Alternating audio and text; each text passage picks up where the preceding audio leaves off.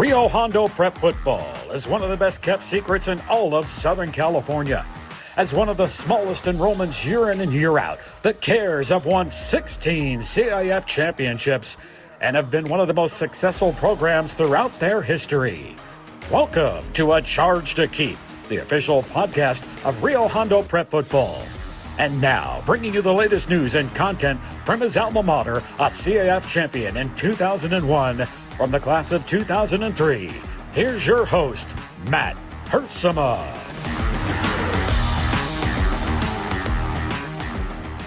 What is up, Rio Hondo Prep football fans? Happy Friday to you out there, wherever you may be. It is still the summer. We are still counting down patiently to kickoff for the 2025 season, but we have continued to have some great podcasts along the way. Summer has really flown by, in my opinion, despite the boys being gone for 4 weeks on the summer trip out there in Europe for, some incredible shows we've had with 4th of July and Austin Montoya coming on the program for the head coach of Sure High School. Lots of big content remaining. And if you haven't had a chance, I encourage you all to go back and check out the episodes. That's the beauty of them. They're timeless. They're up there forever, and you can rewatch them. I know the Austin Montoya interview has gotten a lot of plays, and I think that has a lot to do with the Sure fan base, their alumni and everything. So definitely appreciate that. As you are well aware, we are in kind of our senior sons circuit where we've been interviewing the families of our seniors. And last week with Noah Peninari and David Reyes, their family, that was a lot of fun chatting with them and getting us kick-started for the Senior Sons episodes.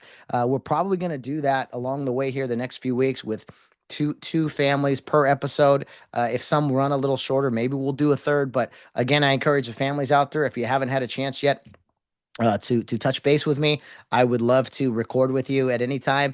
And if we don't get the Senior Sons stuff from some of the families during the summer, we'll definitely have those as episodes, maybe in pregame shows or something along the way. So sometimes people are shy or they're very busy, and I understand that.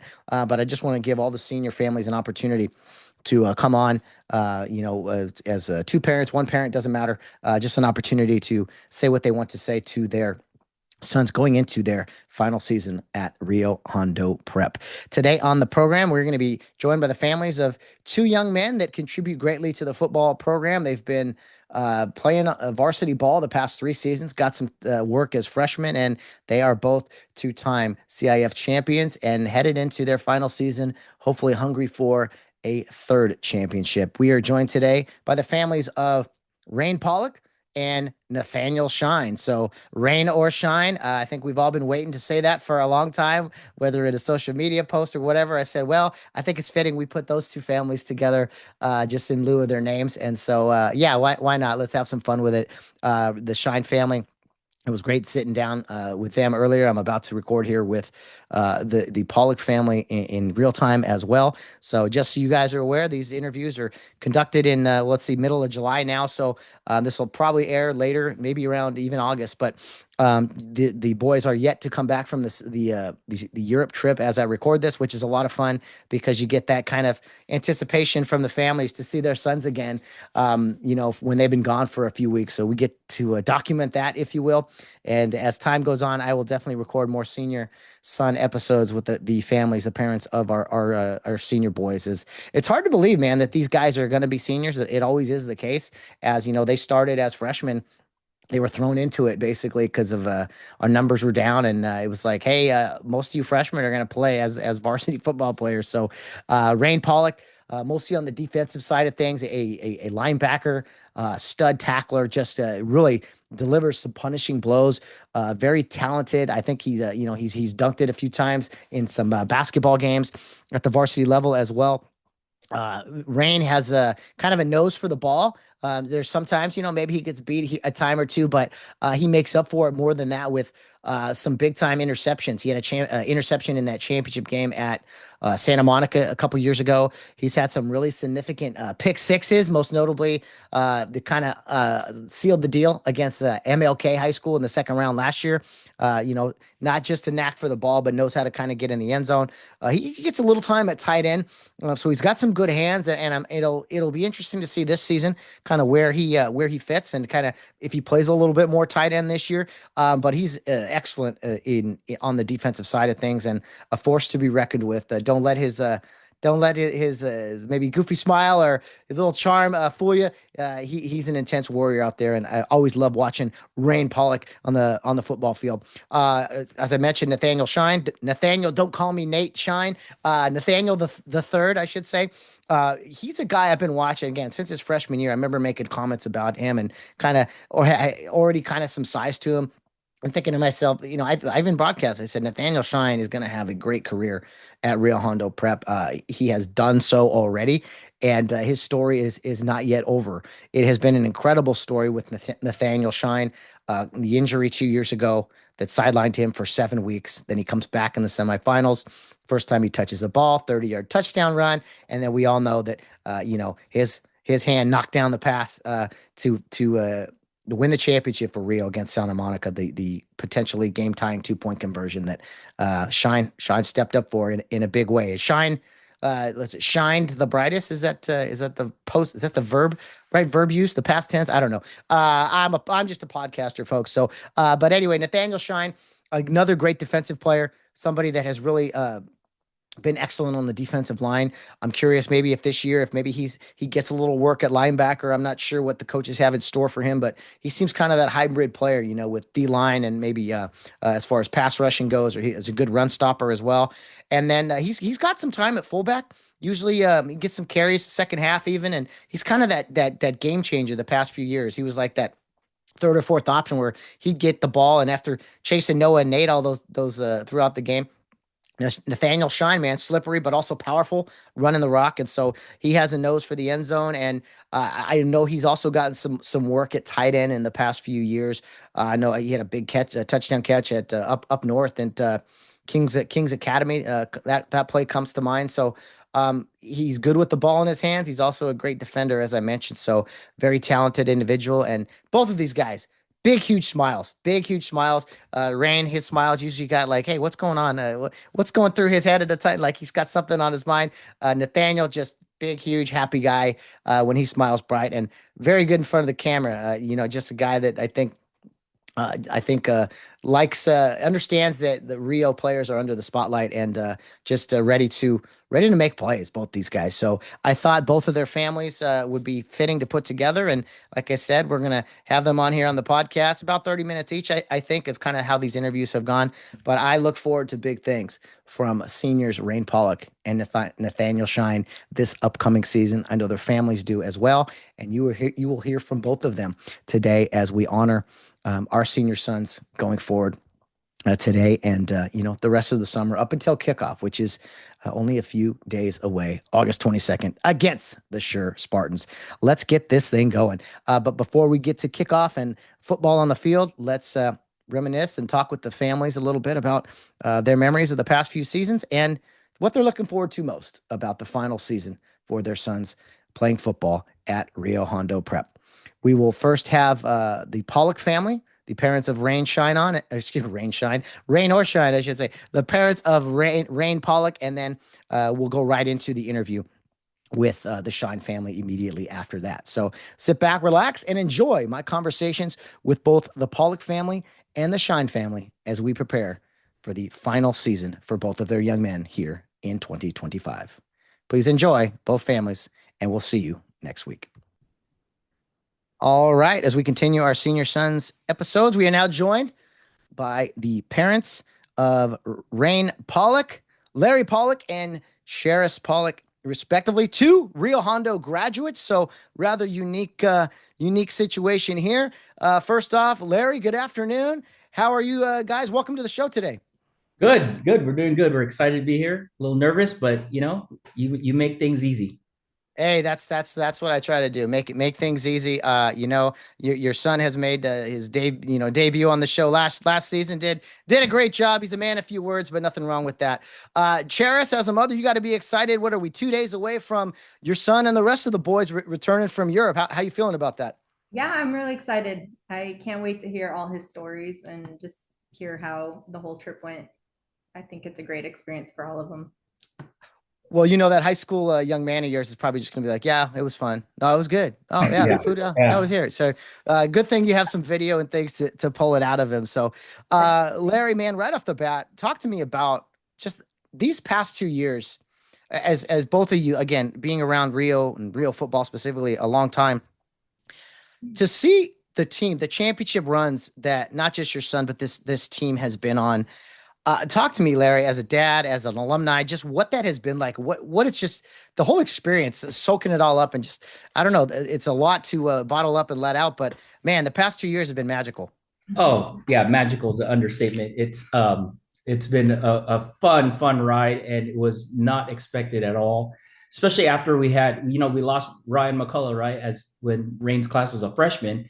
And we're like, okay, we're rebuilding. Let's just rebuild the next year, not expecting anything at all. And then for them to make that run and that Santa Monica game still like gives me chills, and was so excited to be there, and how everything was against us this whole time, and for us to be able to pull it off was just amazing, and just to share it with other parents and hearing their perspective and their side of the story, it was just like it was fun for sure. Yeah. Yeah, Cheris, similar question. Just the past 2 years, the championship run, getting to experience it with these families, getting to, I don't know, just as a mom and soaking it all up. You want your kids to excel, but what you've seen these past 2 years uh, is just it had to be just eye-opening and incredible as a mother to experience. Oh, definitely. Like I didn't have any expectations going in. Kind of new to I mean, I've been around the football, but kind of new having my son in it. So I didn't really have any expectations, but it's just been so fun to see the success that they've had and just see them grow as young boys and see them grow together. It's been so fun. Yeah, we've really enjoyed it. Yeah. We've always said Before, that go ahead. this class, we've always said, like, if in junior high, I'm like, if this class could stay together, they could really do some amazing things. And you know how hard it is, that transition from junior high to high school, because some people are like, I don't know if I like it, I don't know if Rio's for me, but they stuck together, and those boys they're just a great group of kids. I mean, every one of them contributes in one way or another, and they're just so humble about it. They don't care about who gets the accolades. They're just there to play for one another, and that's just amazing, right? Because nowadays it's all about IGM players, like, hey, what could I do to make you look better? But these guys are not that, and it's just amazing. It's a great group of kids, great group of parents. It's the sky's the limit for these guys. Well, as Coach Carson always says, it starts with the families, man. And to your point, like the coaches can't coach your kids 24/7. Mom and dad gotta step in a time or two as well. And the humility, the respect. I think it's just obviously Rio does a good job in helping with that, but it is the families, and tribute to you guys and the rest of the parents out there. Cheris, I guess you can answer this. I forgot to mention this. This is an easy one though. Rainn.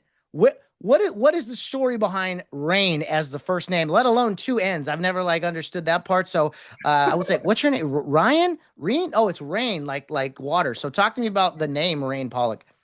Well, we knew we were having a boy. We never really agreed on names that we would kind of throw out to each other. And so it took us a while to figure out. We actually considered Noah, which is funny because we know so many Noahs. Right? Everything goes through trends. And then the Office show. We're big fans of The Office. Yeah, big fans of The Office. So Rainn Wilson, who's one of the characters, he's Dwight, and so we just kind of threw that name out, and it was unique. Yeah, stuck. We liked it. Yeah, and I just love.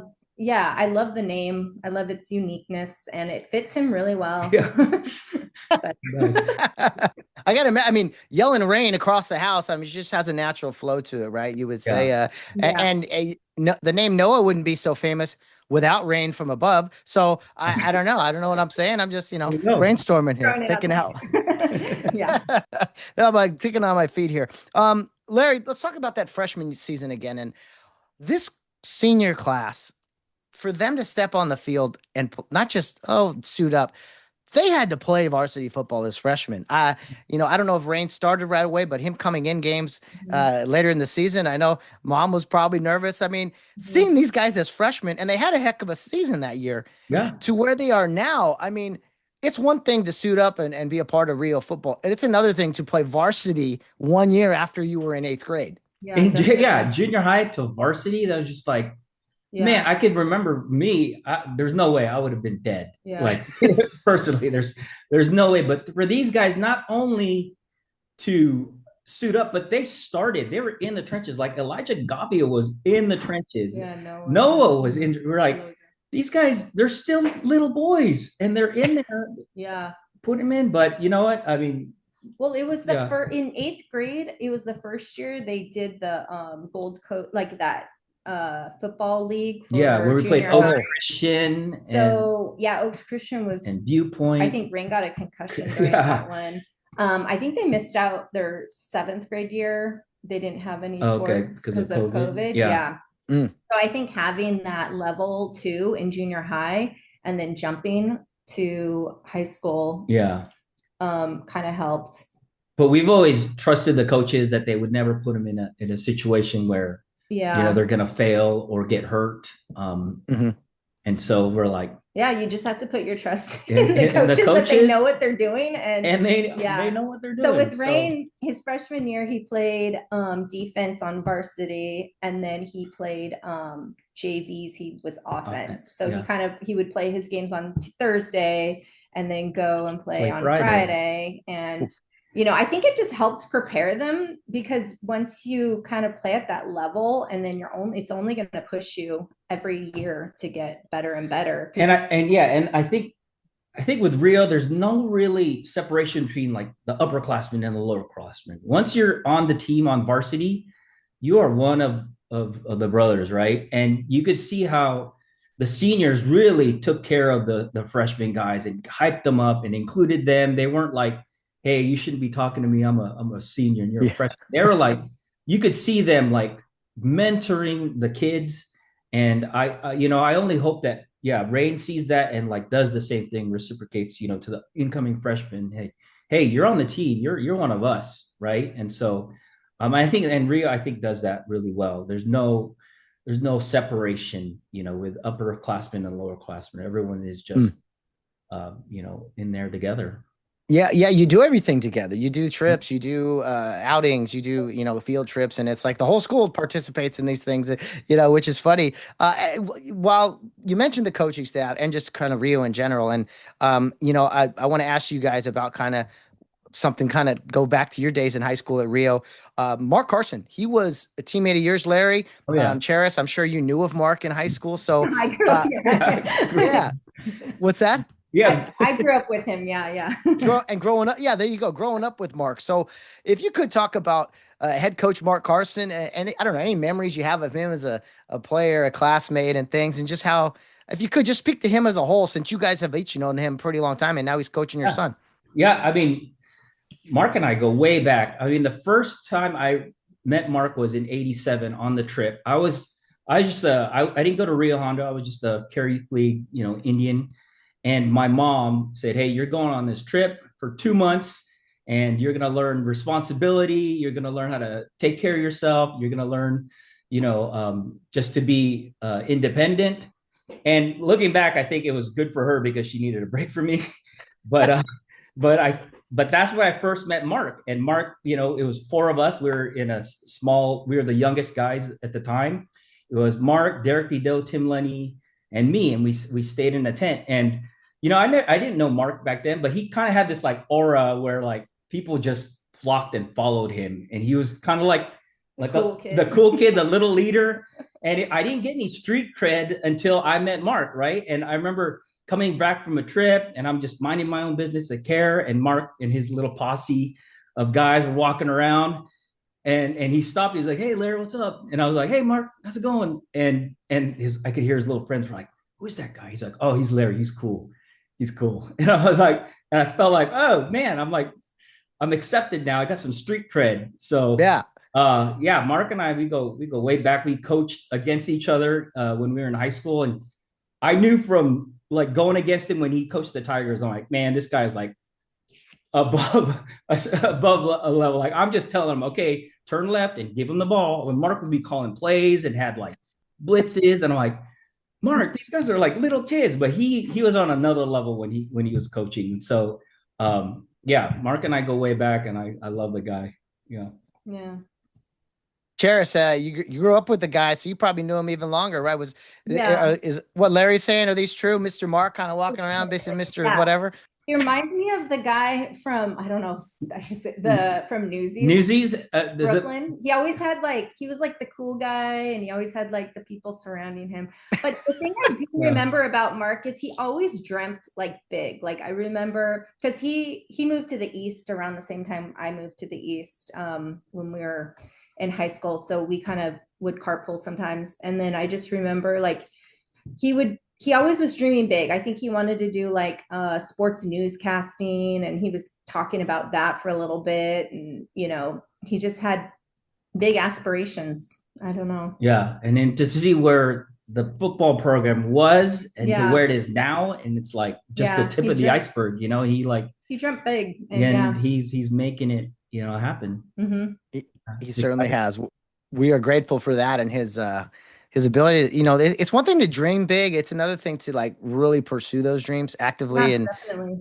so many of us, you know, you have our, I don't know if I'm going to do that. Mark's always been all in, and he gets the kids, man, to buy in, the players, the coaches, the parents. I mean, that's what it's all about. Right. So yeah, nothing but love for Coach Carson, the 50-year-old now. Can you guys believe, man? Coach Carson leading the way. He looks about 24 still, but you know. Yeah.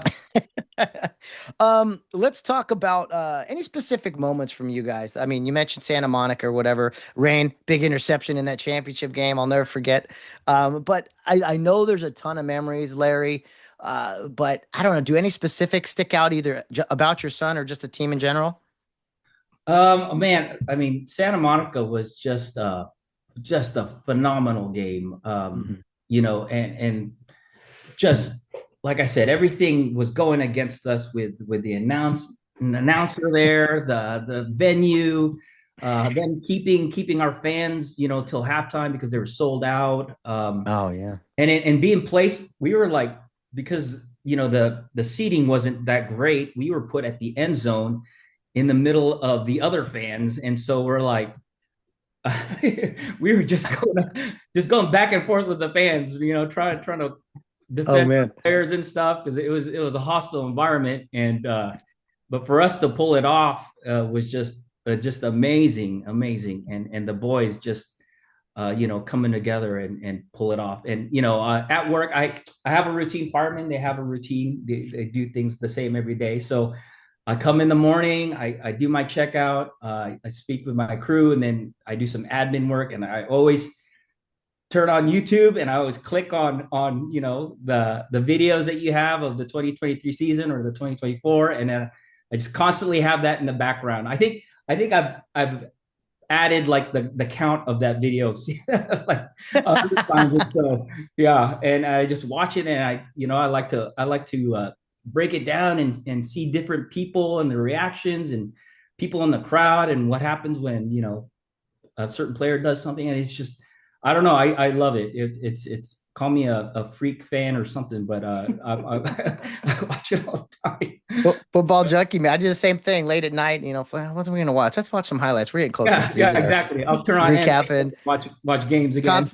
Podcast stuff, and you told me all the time you're off fighting a fire somewhere, and you're listening to the podcast sometimes. Oh yeah, that's what it get. You know, I'll be out there for 3 weeks or something, and every Friday I got like either a podcast or something to look forward to, and that's what just keeps me going. I'm like, okay, I can make it till Friday. Got something to look forward to. You know, this may not be like the easiest assignment, but I got something to look forward to, and yeah, I got you know, my Charge Ski podcast and my game, and I just went out and bought a Starlink so I could get service in the middle of nowhere so I could watch the game. Yeah. Let's go. Now we're talking. I love hearing it. That's great stuff. Awesome. Well, thank you for your service, Larry. It's a privilege to have you, you tune it in. Cheris, if you could, I mean, any specific memories, big moments. I mean, Rainn had that interception for a touchdown at MLK last year. He also had one, I think, at Marquez. I mean, your son's made some big plays, but anything stick out? Any specific plays, either, positive, negative, anything like that? I mean, you guys covered a lot of it. I Mhm. think Rainn being on defense, I don't always see him like doing something. So I'm always like, Larry, did he do good? Did he miss that? I don't know. Yeah. I'm always like, how come he's not doing anything?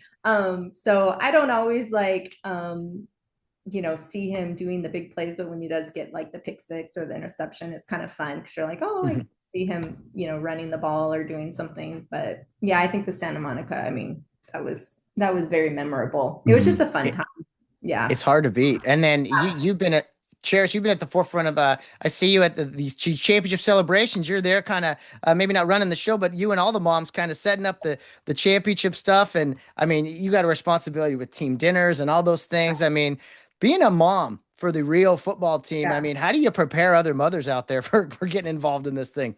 I mean, I think I don't know if you can prepare. It's just something that comes with the territory. I think it's just, but it's also nice to connect with the other moms, and then you get to like do a team dinner with someone that maybe you don't get to talk to a lot, and then collaborate with someone. So it's just been fun getting. It's good. Involved. It connects the families together. Yeah, and we all do, give in different ways. And so if I can help with like a team dinner or setting up, I'm more behind the scenes. I kind of like, and I like to talking to the parents and like finding out like, how did you find out about Rio Hondo and our program? Because we're, small school, like nobody, and hearing their story and then listening to the positive things that it's done for them and their kids. And I just feel like, man, I mean, this is what Rio is all about. It's to give those kids a chance who never would have had a chance, right? And then see them in the program and excel and do well and like have the opportunities that no one else really has. Like being out in the world, right? We have our own little bubble, and then once you go out in the world and you realize the opportunities that this little school gives you, you're just blown away, because a lot of other people don't have the chance to go to Europe, or a chance to have a camp in Wrightwood, or a chance to, at that time when we would go to San Felipe and help the kids down there. Like nobody has that opportunity. And I feel like you learn from these experiences. You could take some stuff that you've learned from it and help in your career, your growth, and just being grateful for what you have and what this school has given. So the opportunities really are endless. And I always challenge people when they're like, oh, you're going to go to a small school, you're going to be like sheltered or in a bubble. And it's like, wait a minute, but you get to do so many more things than you would maybe in another place where you get more, I don't know, spotlight or whatever. And I think what the kids are doing now, especially in football, they're getting their shine for sure, and getting, people know about Rio Hondo now. They always have, but I think a little bit more. You mentioned Europe, as Rainn is still at Europe as we record here. That comes back on Tuesday. Seeing him in some videos and some funny pictures and things. He looks to be having a good time. Cheris, I don't know if you did Europe or your daughters did Europe with Rio, but I don't know. Is it kind of fun seeing your son do things? A lot of the Rio experiences that you got to do and kind of reliving it through him a little bit. Yeah, it is. It gives you a different perspective on it. Like going through, my girls didn't go to Europe, but yeah, Rainn got the opportunity to go. I went in when I graduated high school. Yeah, same here. With Rio, and it's kind of, yeah, it's fun to see this differences too. I think they get a lot more freedom, the boys at least. I agree. Yeah, roam free. But I mean, to see the actual stuff that instead of seeing it in books, seeing it live and experiencing and getting the backstory from it, that's just, I don't absolutely fully appreciate it until maybe when they're older. When they're older, they'll appreciate it much more. But looking back, and you're like, oh, I was there. Oh, I went there. Yeah. Yeah. It's the same as football season. And the thing, what they're going through. Oh, yeah. It's like, it's like, you don't understand how important all this is. Oh, it's just, but that's why we try to document it all and stuff too. Right. Exactly. Yeah, definitely. I mean, it's awesome for them because, like, But years later, they could go back and watch the film and watch Yeah. the interviews. Oh yeah. But going to Europe, I think, is so important too, because I think getting out of your comfort zone and for the boys to just see how different these other places are, I think Cultures, it's really a great experience for them to just, even if they're not fully grasping it, like later they'll kind of, get a better understanding of all of it. But I think it's good. Yeah, how was Germany? Oh, I had McDonald's there. It was great. Yeah, right. Exactly.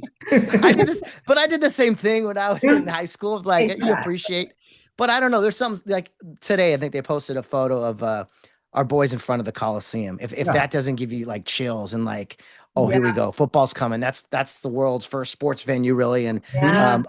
other teams are playing right now, but I don't know. There's something maybe inside track about that bond and trusting each other and everything on a summer trip too. Yeah, Oh, definitely. For sure. Yeah. We have something special that no other school can replicate. And Yeah, no, it's that. you just can't explain it. You got to experience it really. And yeah, it's just man, it's a privilege. Let me see here. What else I wanted to kind of touch it. Kind of piggyback on what you mentioned there, Cheris, about like the similarities. You guys both went to Rio, right? And Rio has changed in a lot of ways that I think our alumni would find interesting. But there's also kind of that, again, there's a consistency to it as well. That you see, oh yeah, I did that in high school. Oh yeah, that's how it was for us. And then there's other things that are like, wait, they can do what now? They're running around Europe free. And so I don't know this.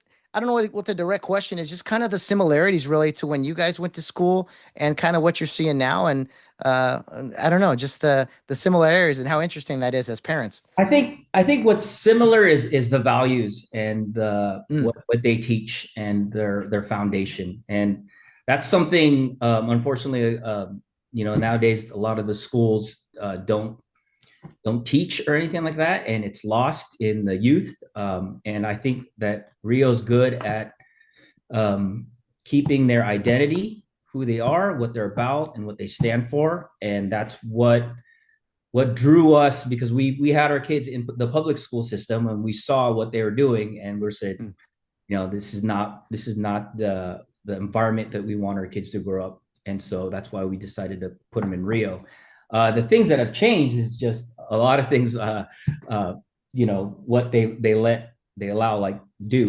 We were very strict and it was black and white, and now they allow stuff, which is good for, growth and just letting the kids be themselves. Yeah. I think it's good. It seemed like it opened up things, but nothing that, still some policies, some like just as an example, if people have no idea what we're talking about, I'd say like long hair. I mean, as far as guys go, like hairstyles and things like, the guy, that used to be a little more strict as a thing, but now they're letting ears, letting the kids be hair, off the ears, facial hair. Yeah. That's all changed. We got coaches doing that now. So, and then fine. That's fine. But yeah, so there's been opened up to that, but overall there's still, policies and the way Rio does things that I think are very, very good. So it's that fine balance that I definitely have appreciated. And I think a lot of alumni have. Before I get your final wishes to your son on his senior season, I want to ask you about the podcast. Do you guys have any favorite episodes? What you like to look at weekly? I always like getting feedback right from the audience. So I we've had some great ones this summer. Yeah, I really like how you're able to talk to the opponents' coaches. And getting their perspective and hearing what they see. And the fun one was the MLK coach was cool, because he was like, man, you guys show up in warm-ups and you guys do that on purpose, because we saw you guys were like, this isn't the team that we're seeing on film. And I think it's a ploy, and I love that, because I love how we're always the underdogs, and I wouldn't have it any other way. I love hearing, all the sports writers saying, hey, they have a ceiling. This is it. They're going to get blown out. You're going to see the size difference. And I'm like, bring it. I love it. Let's go. I love that, because I love proving them wrong. Yeah. And Cheris, what about yourself? I mean, I think a lot of the moms tell me they like hearing from the other parents, that we do every summer, but I'm sure there's other ones. You got to like seeing the boys up here, maybe get a little uncomfortable in front of the camera. It's hard getting them to say a few words here and there, but Yeah, it's fun. Yeah, definitely. I think there was one you did. He was a coach of like Temecula. I don't know. He Oh, talked about the bread, and he had to Coach, carry the Coach bread Chris and then Four. Yeah. No, he had to carry the bread because they were the loaves the or loaf. whatever. Oh, yeah. He coached Landon actually in college. Oh, Coach okay. Deshaun Burns. Burned. Okay, Yeah, yeah. that one was good. I mean, it's That was been a fun. while. And then I liked Sean Tellis. I thought Yeah. it was fun because he brought up a lot of stuff that I was like, oh yeah, I forgot, or it was like nostalgic. And then Ben Jacobs, because he's a friend of He's a ours. friend of Yeah. ours. So Oh, man. yeah. Yeah, but listening to the parents too is funny. I love like Mr. Burrow. I love Mark Burrow. The Curtis is. I mean, the Davids. And then just hearing about other parents and their kids' experiences. I think it's awesome. Those are always fun. Yeah. Yeah. It's a blast. I like, yeah, to your point, I like the wide variety of them. The BJJ, the 4th of July one's always my favorite. And but you try to get a little bit of everything. Alumni, media, obviously our players and coaches. Yeah, past, present, and future is kind of my thought with the podcast and everything. So thanks for all the support.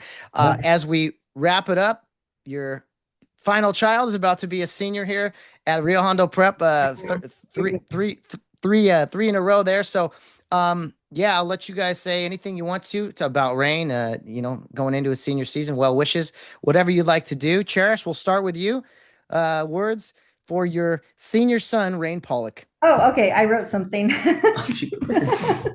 I said, this is just a short time in your life. Soon this will just be a part of your past, part of your story. The lessons and experiences you had and will have this year, you will carry with you. Take it all in, the success and failures, and know that they are part of a bigger picture. These lessons you can choose to learn and grow from. They will shape who you are and as a young man, and you will help carry with you for the next step in life. I hope and pray that you will use these to help you build character and relationships in a positive way. The battles you fight on and off the field are there to build character and perseverance. I pray that you'll be strong and courageous, not to be afraid, and do not be discouraged, for the Lord your God will be with you wherever you go. And just, yeah, that for him. I realized too, because having my girls kind of go through the program and just how short this time is, and it's just a short part of your life, but how much it means in the future, just looking back at this time. So I just want him to just experience everything and know that he'll carry these memories with him to whatever he's doing next step in his life. So that's all. That's very good. Well said. All right, Dad, your turn. Rainn, we are very proud of you. We love you, and we're here to support you. And just, remember, this is the last time you get to do things. This is the last time you'll play these teams.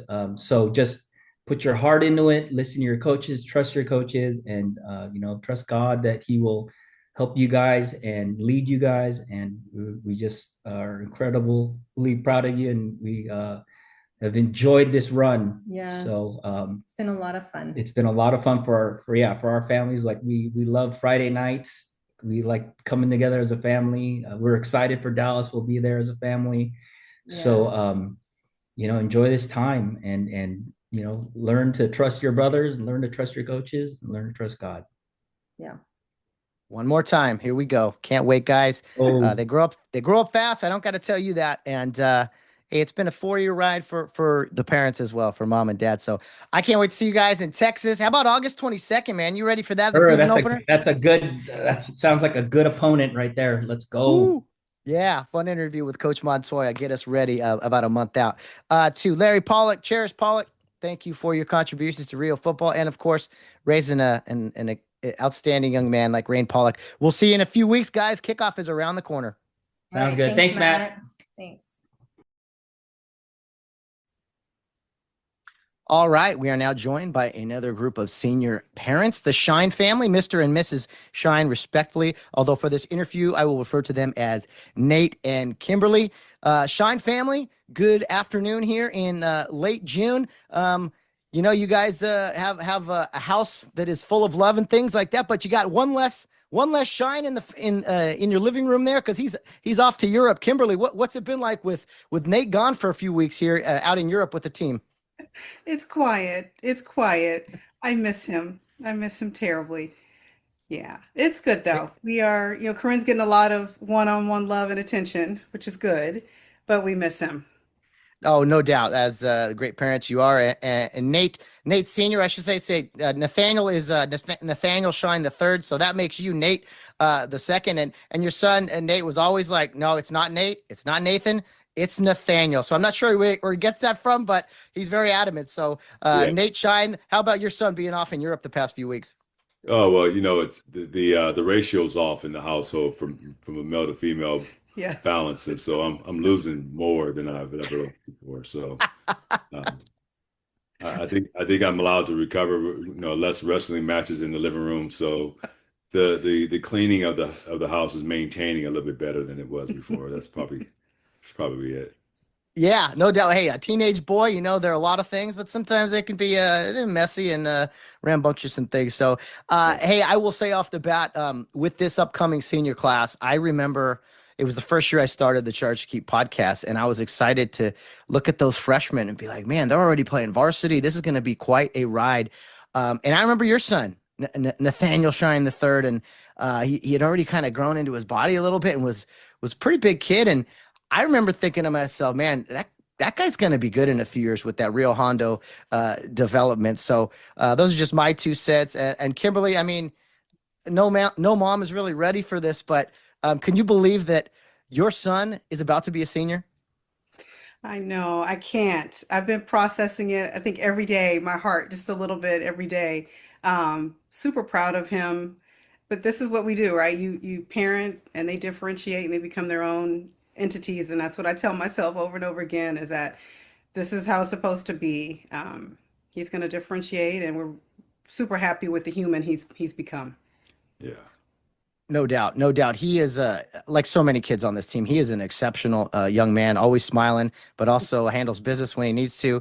Nate, as a father, there's always that fine line with teams and schools, and there's the parents, and Rio has such great parents, but that fine line of raising the household, raising the young man in your house, but also in a sense you give him to Rio for this short time, especially now when he's gone, and kind of I don't know. It seems like the parents at Rio really do this fine dance with Rio helping raise their kids and guiding them at the same time, doing a lot of it themselves.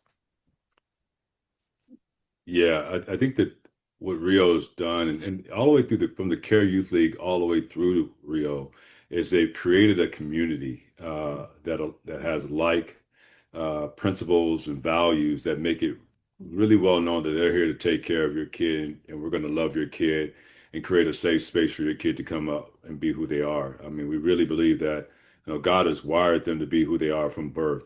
We're here to cultivate that and hopefully cultivate their hearts towards the Lord. And Rio is like a partnership in that whole part of creating that village for your kids to grow up in. So, I mean, you talk about the fact that you saw that freshman group. Most of those boys have been together for so long. I don't look at them as like just friends. They're like almost like cousins. And so when they walk through a situation, they're like family walking through there, and they've all grown up like brothers and in such a way. So Rio's done that and done a great job of that. Care Youth League has done that and done a great job. And the coaches, I mean, they look at those coaches like uncles and close friends as well. So it's been great being a part of this program. And then of course the servant leadership that they bring and they install into the boys of our program. We can get behind that. Yeah. Yep. It's really interesting, the family aspect of it. So many people, so many teams, you hear it, oh, brotherhood and family and this and that. But Kimberly, it just seems so real at Rio. Like you can't explain it. You almost have to experience it for yourself, right? That family feel, the brotherhood of the kids, or cousins and uncles, as your husband said. Yeah, absolutely. No, I remember, gosh, I think they were like second or third grade volunteering in the classrooms, and getting to know all these young men now. but really developing that type of relationship. And I love the fact that when they see me now, they all are, hi, Mrs. Shine, hi, Mrs. Shine. They do not miss a beat. And it's so special to me that I have that connection. And so if I've got that, Nathaniel even more so. I mean, these are brothers, these were cousins. And we knew that as parents, we talked about that when they were little. And as we'd watch them, one was on the Wildcat, one was a Bulldog. But we were like, oh man, when they come together, it's going to be a big deal. And it's proven to be that.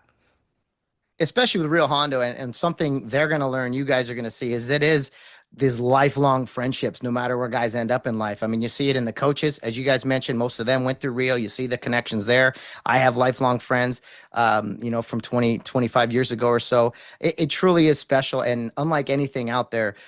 Nate, if you could, talking about Care Youth League, as far as when did you and your family first get the start in care for Nathaniel, and kind of, since it was a young age, since you've gone all the way through the program, if you could take us to the beginning. Yeah, we were living in Covina early on, and we had neighbors down the street who had boys as well who were participating in a sports program as far as all we knew, right? And so we would go to some of the games and see that it was all in the neighborhood, and they went from sports program to sports program. So when Nathaniel was coming in shortly after them, we kind of just, after a while, introduced our kids to that sports program, and it was just, I think that's where we started. He was a Bearcat under Mr. Ixta. And so it was cool to kind of watch and introduce Nathaniel to the sports, to all the sports for the most part, for the first time. I think he was what, like four? He was 5, 4.5, 5. 4 and 5, yeah. Wow. So it was their first introduction. And for me, it was more like, I came out of a sports background, but I'm an inner city kid. So you were just kind of at the park. This is another way of kind of introducing kids to a fundamental way of approaching sports and having fun with it. And I think we had Coach Hannah as we moved over to Monrovia, and that was just like a great experience in itself. And so just watching that whole progress, we were like, this is where they needed to kind of go and just be a part of it. And he quickly gravitated to the boys. And then from there, we actually had our kids at a different school. We just moved them into Pearl, just because it was just natural for us. I mean, we're both working parents, and sometimes our days take us deep into the day. And so knowing that the program was built in such a way to help not only provide a caring place for your kids to after school programs, making sure they had like a study hall, and if not, they took them over to practice. That whole concept there, not only to me, told me that you love the kids, but you also thought about the working class family and how you created an experience to say, we got your kid, we got you taken care of, do what you got to do. Your kid will be here safe and loved and protected. And so I think that in this age, especially in this era, was so critical for us to say, just to see what they were doing and be a part of that. I mean, I've said it on the podcast before, but that for me was the number one reason I joined Care Youth League, is both my parents work. And when they found out they'd pick you up from school, take you to practice, and then take you home, they were like, where do we sign? So, it's just someone at some point thinking about all those things was a wonderful thing that's carried on. Kimberly, kind of staying on the Care Youth League concept going into Rio, we'll say, all dads love sports, moms love sports to a point, but did you see that kind of, as your husband was mentioning a little bit, that there was more to just sports, maybe the biblical perspective on things, or just kind of, the kids traveling to camps and things? Did you as a mom see that as incredibly beneficial early on and kind of latch onto it, knowing this is a good thing for your family too? Yeah, what I liked was the community, as Nate had mentioned. And we are part of a church community. We've been at our church for over 30 years. And so we kind of have a model. We have a prototype of what we wanted to continue, at the school level for our children. And that really was it. It's that family, Christ-centered, and serving. And that's what for me, that's what I saw. The sports, I knew we were going to have to do sports because my husband did sports. Football's a little tough for me. But I wanted the community, I wanted certain things. And then you just see your child, like he said, God gives you this gift, and your job is to just sort of usher them through life. You can't pick and choose. They are who they are. And when he loved and gravitated towards football, I said, okay, what can I do to protect his brain? What can I do to protect all these other things? You have no clue. You should go to Coach Johnson and ask him about the journey of that. That'll be hilarious. Yeah. Well, I've had some medical staff on the podcast already this summer, just kind of letting the parents know, hey, the kids are in great hands. They no one's gonna get pushed more than they should. They're Yeah. gonna get pushed hard, but safety is what it's all about. To kind of put maybe some of the moms at ease there, if you would.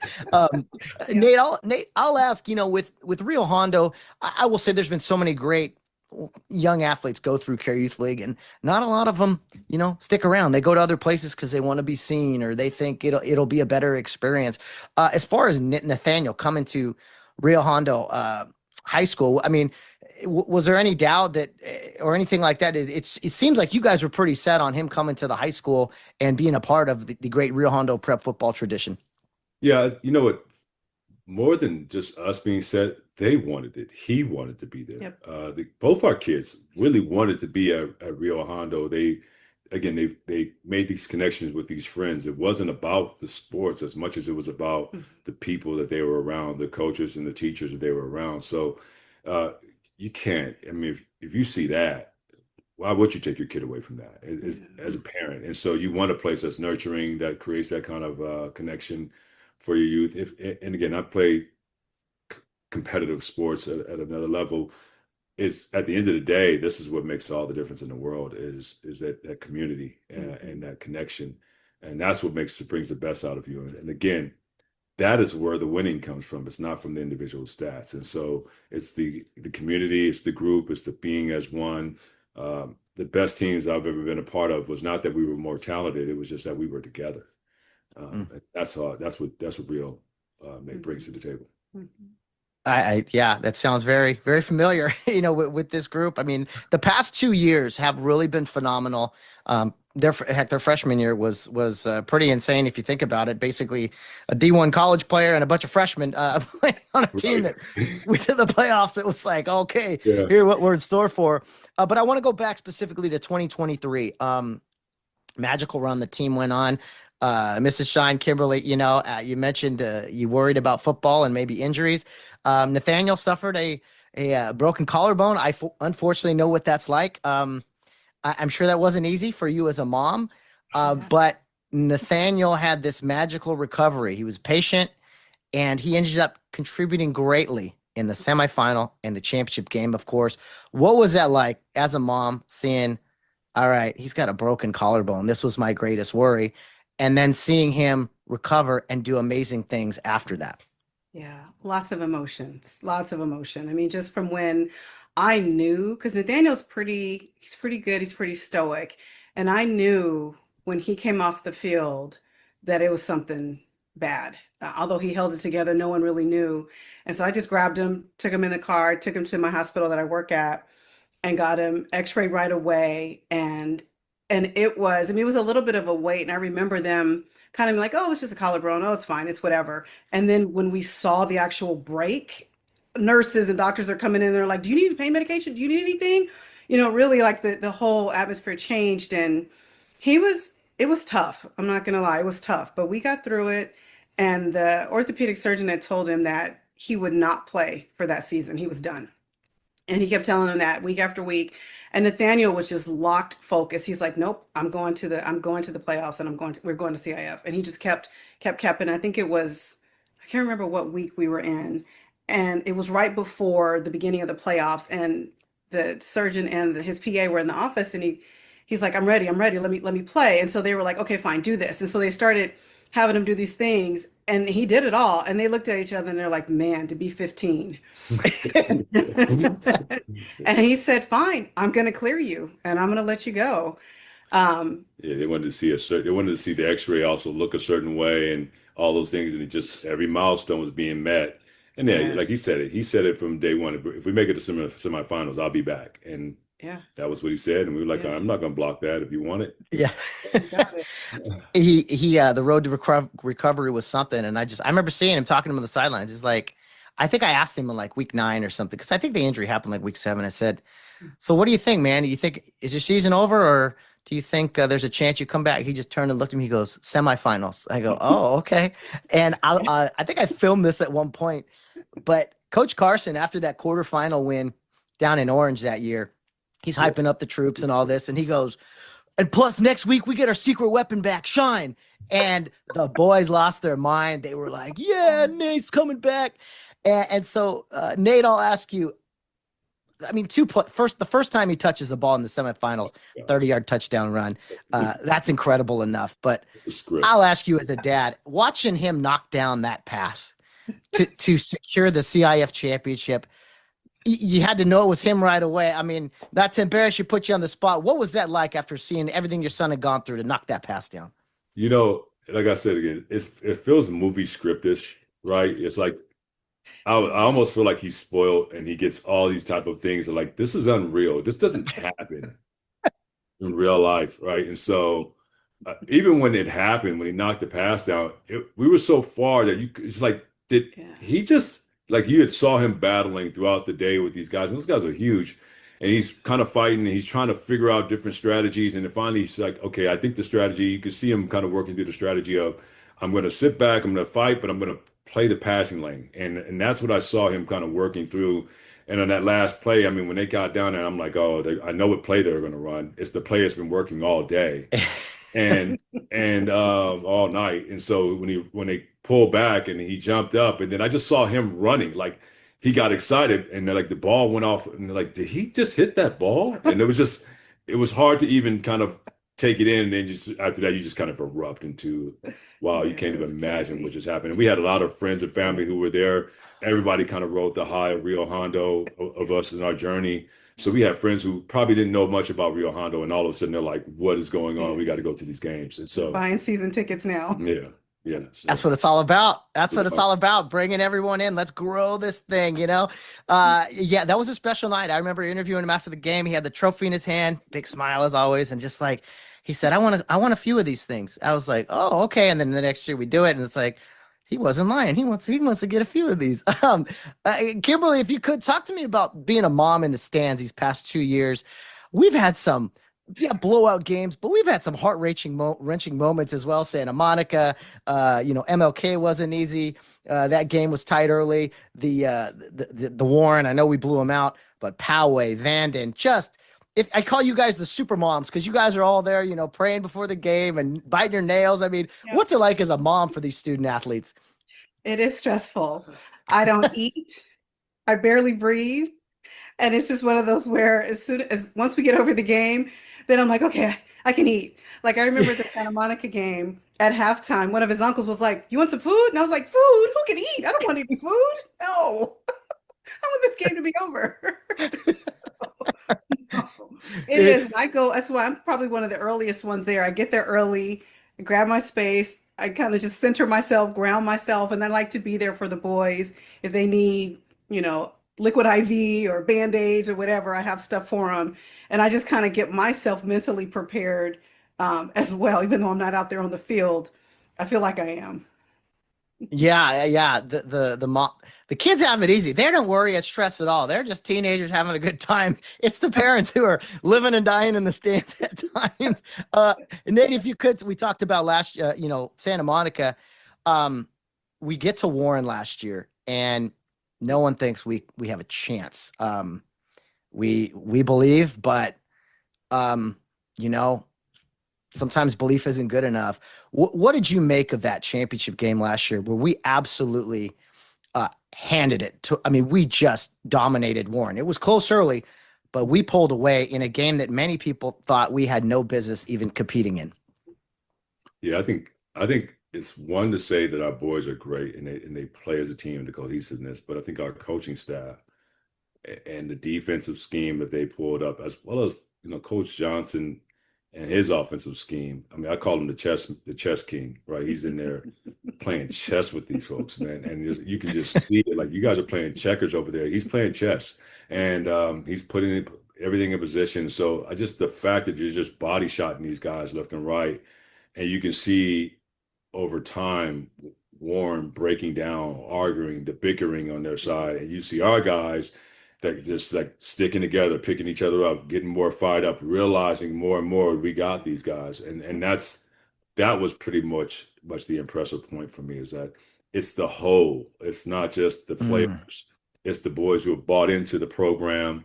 It's the coaches who are constantly improving and having tricks. Like when we talk to Nathaniel, he's like, Dad, I'm not worried. We got counters on counters for one play. They can't figure us. Like, okay. So it's a Okay. great part to be a part of that. The confidence that our coaches do put in our guys, make them believe they can do anything, which to me is what leadership's all about. Kimberly, it's just kind of a fun fact from last year. Nathaniel was number 25, I believe, his sophomore year. I know parents, they always get things, logos that have their kids' numbers on it. And then he goes, your son, CIF champion hero, he goes around and he switches his number on the Shine family. Did you have to throw away a bunch of merchandise? I mean, I'm sure you guys had a conversation after that. Hey, what are you doing to me? Oh, Matt, let me let you know. So I created this heirloom blanket that had pictures as a bulldog, as a husky, all of these baby football, his baby picture, and had number 25 in the center. And then literally like a couple weeks later, he changes his number. I think that was part of the plan. It probably was part of the plan. He's like, you can't bring the blanket to the games. Yeah. These kids are smarter than we give them credit for sometimes. That is hilarious. They're playing chess too. That's right. Yeah, you careful what they're learning. They learn how to be deceptive out there, in a fun way and things. That's really funny. Hopefully he's not changing the number again this year, but we'll see. I don't know. Well, that's okay. I told him I'll buy another jersey. Don't worry. Hey, but who came up? Was it you guys and the Burls? How'd you guys come up with those like replica jerseys the parents wear? Those are awesome. The black with the red numbers. Yeah, I ordered them, and I don't remember who was the original. I think we had been talking, and I think I liked Ivan Tkach's mom she was wearing one of his older jerseys, and I was like, gosh, that looks super cute. I want a real jersey. I don't want a t-shirt looking jersey. I want a real cute jersey. And so then I started talking with some of the moms, and then it just grew from there. The mom book, the mom Facebook program network effect happens. There's no dads in this. No dads. There were some dads, and now there are more dads that want. Once it gets going, oh man, it's like the momentum of the summer and the podcast. Yeah, all right, team moms, have at it. That's really fun. Nate, I'll ask you again as a dad of Nathaniel, and I think our parents are so great. I think at other schools, maybe you see parents try to get more involved with strategy and question maybe playing time or things like that. But it seems like the dads are bought in just like the kids are. Noah Pinaneri is all everything, but he's as humble as they come, and he understands that we need everybody. And so talk to me about that, about the level of, we'll say guys that could be, say, stars, other places maybe, but they understand and work together in a way that makes them all better, and maybe not make the front page of the newspaper, but, it's got to be a humbling experience to see these guys do that, where they could be stars, maybe other places, but they love the team concept that is Rio Hondo. Yeah, again, like Noah P is just kind of an exceptional athlete, just all in all. But I think also his understanding of having a generational connection to Rio with his brother going to the program as well. He understands the program. That family understands what that program brings and what the school brings, and they're just bought in. And so when you see that, you have kids who have family members who have grown up through it. We are like this kind of grafted into the to the school program as well, but we get it and you see it and you're like, okay. And even as a city boy from the Bay, I mean, I come in and like, is this real? And I think I was saying, is this Mayberry? What's going on here? And you start to kind of just realize, but like I said, again, when you play with certain teams where they were really good and the teams came together cohesively behind a program, behind a coach, and bought into the program, that's where the winning comes from. And that's where you realize, I was talking to, switch a little bit, Marco, one of the fathers of Adrian, and when we were in Care Youth League, he was like, Nate, if we stay together, there's 3 CIFs in this thing. And he's kind of have his nephews going through it as well. And I'm looking at him like, how could you say that? That just seems crazy to me. You know how many CIFs I've tried to go through? That is a hard thing to do. And he's like, no, Nate, trust me. And we're 2 in. Yeah. That was Care Youth League, and you're 2 in. You're like, okay. Okay, it's the program. It's all bought in. It's everybody in. It's not about the individual. I mean, Ryan McCullough could have easily been that type of player, and he was bought into the program. So if you can see that, all the boys can kind of get behind the same concept as well. And so that's where it's just meaningful, because you see it time after time. I was playing golf over at Glen Oak, and I was wearing a Rio Hondo shirt, and then these guys were over there who were also Rio Hondo boys who were playing together, and they were like, "Oh man, your son's gonna love the Europe trip. They're gonna come closer together. That school's the best," and they still watch the game. So it's like you see this legacy and this tradition coming from different parts of Rio Hondo and different generations, and it's consistent.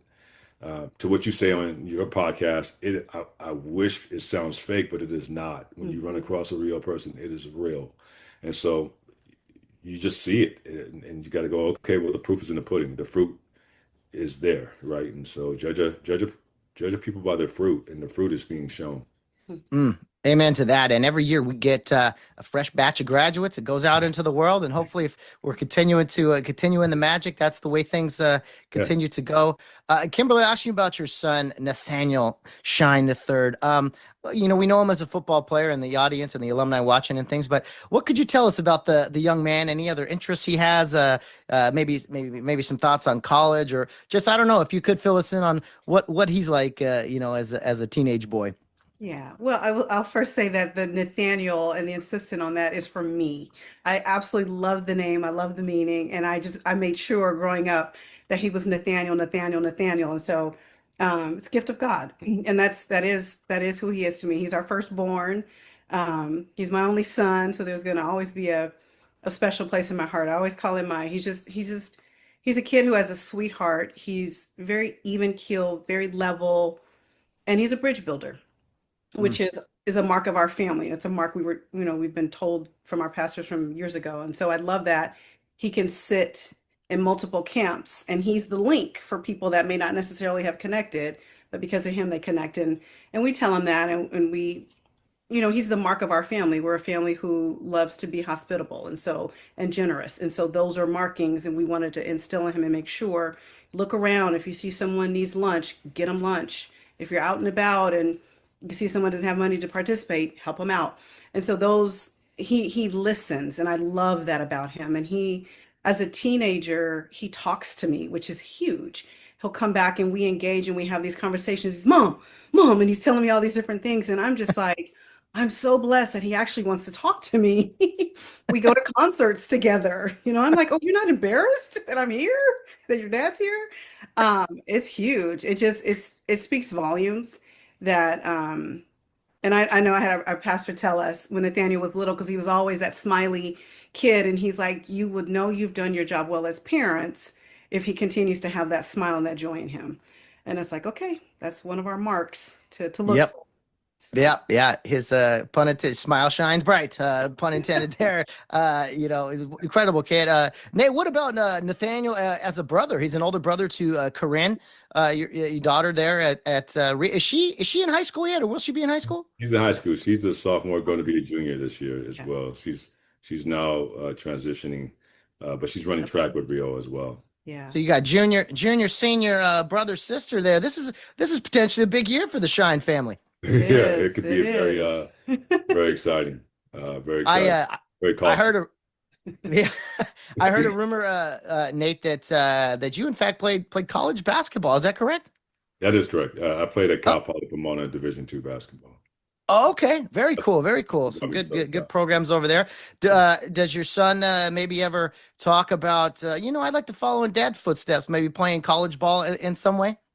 No, he ebbs and flows, and some days he's excited about it, and certain days he's not. So we go back and forth. I give him my perspective. Like, look, in the college level, it's about love of the game, and not just love of the community, but you got to actually have a love of the game because it's brutal and it's tough. And so I think he goes back and forth. There's also a conversation of whether he really thinks he can compete at that level or not. And I'm like, it's not that you can, it's a matter of, do you have the desire or not? And so we just go through those conversations over and over. And maybe this year might be the year where he really starts to just bring it together and hopefully kind of make a decision at that point. Yeah. Well, I know he's got time, and I know that he, no matter what he does, I think he's really going to land on his feet. With obviously great parenting from you, some guidance at Rio. He just seems like his mom was mentioning there. He just seems like a go-getter. He helps out and contributes any way that he can. We could talk about Nathaniel all day and Rio football all day, but we'll try to wrap this up In closing, I want to ask each of you just what you want to say to your son as he goes into his senior season, his final year of high school football. We are, about a few weeks away from the start of the season, but the floor is yours. Talk about the experience overall, and just anything you want to say to him. Mrs. Kimberly Shine, the floor is yours. Well, I just want to say, we're super proud of you, son. You know that. We love you dearly. And I want you to slow down and enjoy the journey for this year. It's going to go fast. You'll think back on these times year over year. You don't have to be perfect. You don't have to get everything right, but just be present to the Lord and enjoy the journey. Yeah. Very well said. Mr. Shine, your words of wisdom to your son, or anything you'd like to say as he enters his final season. Well, adding to what Mom has just shared, I think the big thing is that this is your senior year. Lay it all on the line, put it all on the floor, have no regrets, go hard every game. Don't worry about saving any kind of energy for the next. Just leave it all out there, and God will provide through the process. And I think that's the biggest thing you can get. Well, I want each of you to enjoy this season as well, because we'll kick things off here in a few weeks, and you're going to blink. Before you know it, it'll be graduation sometime in late May. So enjoy this as well. It's been great talking to you. I look forward to seeing you at the football games. What do you think, guys? You ready? Ready to go for 3 in a row? I think the time is now. Let's bring that energy. Let's go for it. What do you think? I got my big heads. I'm already ready. Oh, senior mom, watch out. The senior mom alert. You never know what to expect from them. To Nate and Kimberly, thank you for your time. Thanks for all you've done for Rio, and looking forward to another great season. Can't wait. Thank you. Thank you. Bye. Well, Rainn or shine, indeed. Thank you to both the Pollock and the Shine families for sitting down with me today.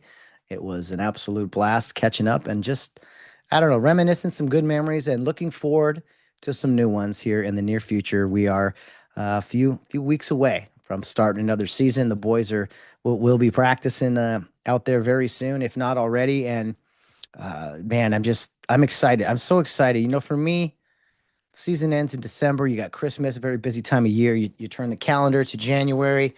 You're missing high school football as you watch, college and the NFL, and February rolls around, the Super Bowl, and that time it's like, oh man, football seems so far away. And then the spring goes by, May rolls around. I start to get the itch, start putting recordings together. I'm like, man, pretty soon I get to talk to the parents. Pretty soon, that means football's around the corner. And just like that, man, it's back. And the 10 weeks that will be the 2025 season will, in fact, fly by as well. So, as I often do, I encourage everyone to get out to these games. If you're out of state, pay the money for the NFHS and watch our boys play in action. There's nothing like Rio Hondo football. There's other great programs. I'm not taking away from anybody out there. I'm a little biased, but I think the Rio program, the Rio product speaks for itself. And you've heard from another two great families today talking about their experiences and what it's meant to their families and their boys and their sons. And I mean, I don't know if it's a commercial for future parents or not, but anything I could do to help get the enrollment up or get people there, I'm going to continue to do so. The 4th of July episode is my favorite every year, but it's a blast talking to the families after that, the senior families, and kind of what the past 3 years have been like, and going into that final chapter for their sons and how special it is, because just yesterday it seemed like these guys were freshmen, and we all remember it. It was the first year of the podcast, and I'm honored that the class of 2026, this group of seniors, they are the first group of guys to go all 4 years into the podcast, and I look forward to doing this for many, many more years.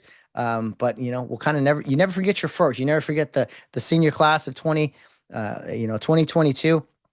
That first group of guys that played football there in what was it, in 21, or maybe it was 22, class of 2023, excuse me, the 2022 season as we started this podcast. But this is the first group to kind of go all the way through, and it's just special, man. The history of Rio Hondo speaks for itself. If you're new to the program, maybe your families or the Shines or the Pollocks, welcome. Hopefully you continue to subscribe and listen to the podcast and help us grow, because I know we heard from two individual families today, but this really is one giant family. The generations of Rio students and alumni before that have come in the past, to the current, to the present families and things, and then to the future, the families that have kids in elementary school, junior high, that will soon be in the shoes of our great families now. So just because you graduate doesn't mean the fandom goes away. That goes for the families and the parents as well.